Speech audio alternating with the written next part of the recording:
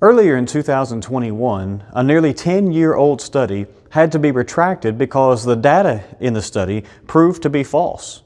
In some cases, it seems, the data behind the study was simply made up. Now that's embarrassing enough. But what made this story make the rounds was that the study itself was on the subject of dishonesty. And so a study about dishonesty was itself dishonest. Now we should be thankful that the truth was ultimately revealed, but it's sad that it took 10 years. And it's even more sad that someone would do this in the first place. That study had led to quite a bit of influence, I'm told, in the academic world, and the researcher had become well known for things like TED Talks and other speaking endeavors. And yet the study was dishonest from the get-go.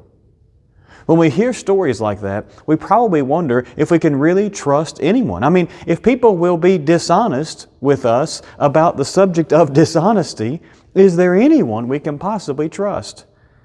Well, the fact of the matter is, people will let us down.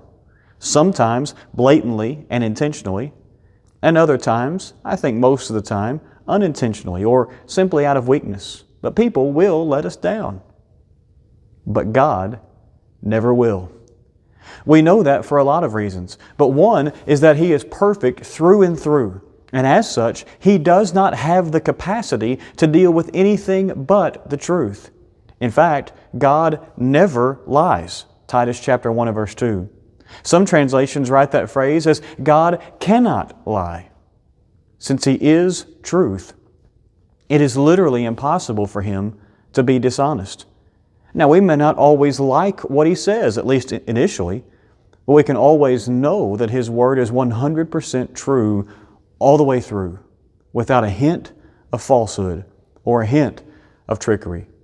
And so today, and every day, let's keep our central focus on being grateful for the perfect truth of God, and let's learn to trust His Word always.